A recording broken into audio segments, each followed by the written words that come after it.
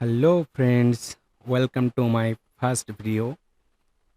আজকে আমার এই প্রথম ভিডিওতে আপনাদের সকলকে লাল গোলাপের শুভেচ্ছা জানিয়ে শুরু করছি আজকের পর্ব। আজকের এই ভিডিওতে আমরা শিখব যে কিভাবে আমরা একটা পিম্পল ফেস ক্লিন করতে পারি। তো চলুন কথা না বাড়িয়ে শুরু করি। শুরুতে আমরা ফটোশপটাকে ওপেন করব। আমরা উইন্ডোজ বারে যাব, যে উইন্ডোজ বারে যে ফটোশপটাকে ওপেন করে নেই। যে আমার ফটোশপের ইন্টারফেসটা ওপেন হয়েছে। এখন আমরা কি করব, এখানে সেই কাঙ্ক্ষিত ছবিটাকে নিয়ে আসবো যেটাকে আমরা ক্লিন করব।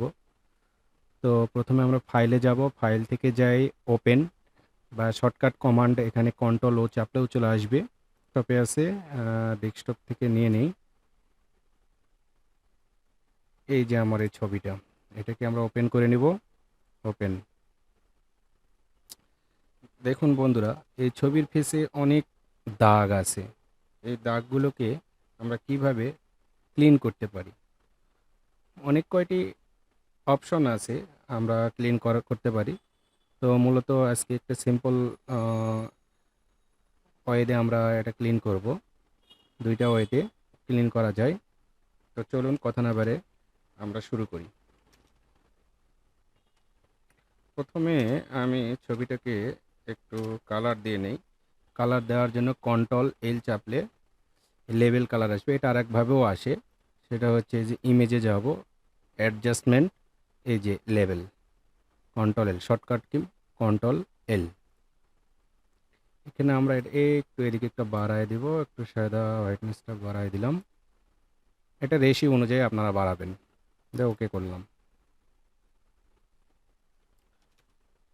আচ্ছা, এটাকে আমরা পেস্ট টুল, এই যে পেস্ট টুল, যে কমান্ড, শর্টকাট কমান্ড যেটি, পেস্ট টুলের মাধ্যমে আমরা চাইলেও ক্লিন করতে পারবো ধীরে ধীরে।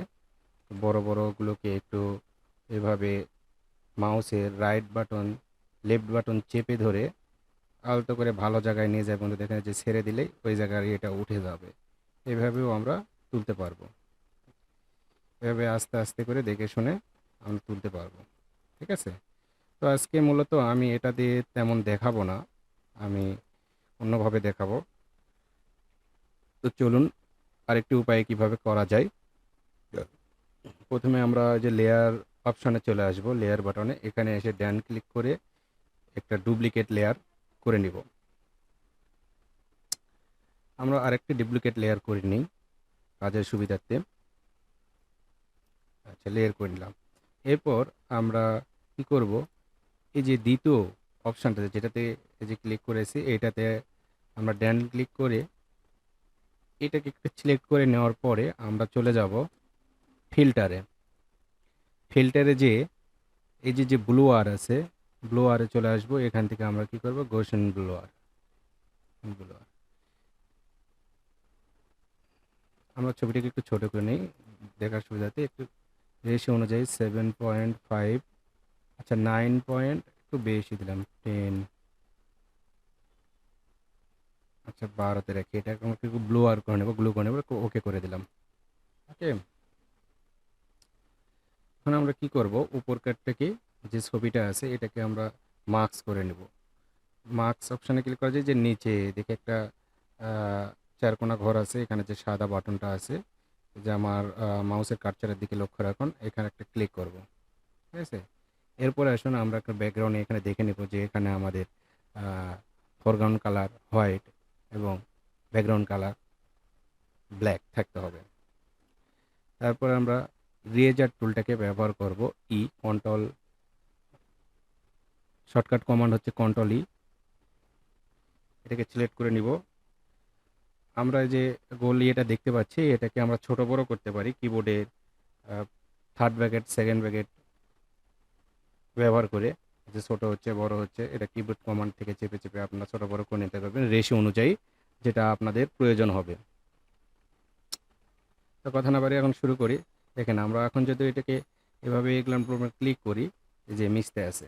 ঠিক আছে। এভাবে আস্তে আস্তে আপনারা এখানে ঘষা দিতে থাকবেন।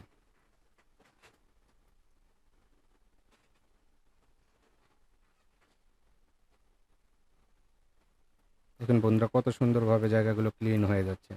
ঠিক আছে? ছবিটা একটু ছোট করে নিই। আচ্ছা একটু বড় করে নিলাম।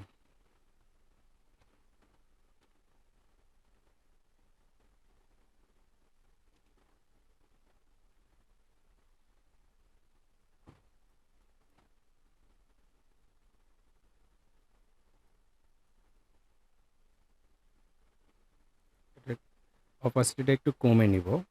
কারণ খুব বেশি হয়ে যাচ্ছে।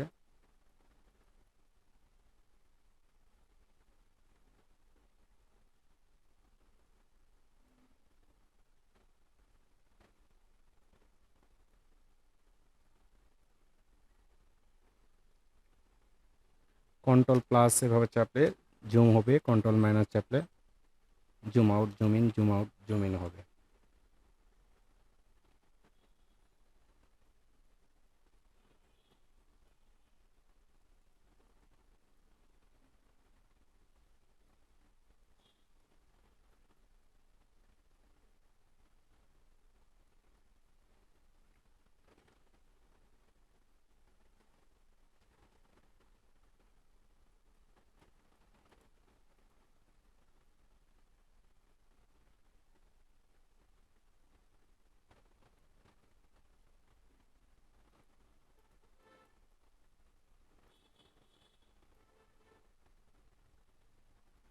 যে জায়গাগুলো থেকে একটু দাগ মনে হচ্ছে যে জায়গাগুলোতে আমরা এবার একটু আলতো করে পরিষ্কার করে নেব।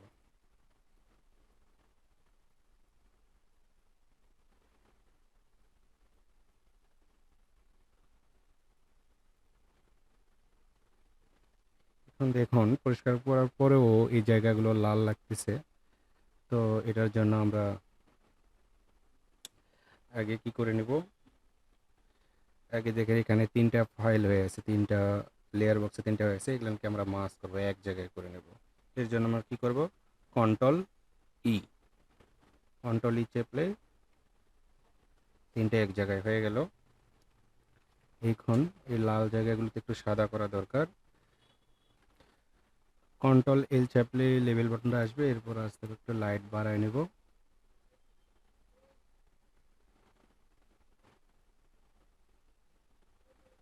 এদিক এদিক করে নিয়ে ছবির মান অনুযায়ী আমরা লাইটটা কম বেশি করে ওকে করে দেব।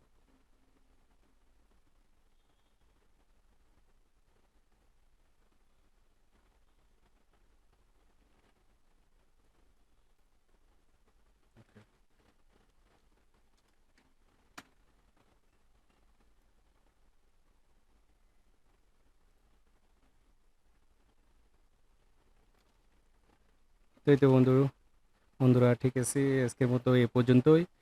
সবাইকে ধন্যবাদ। এভাবে আপনারা কাজগুলো করতে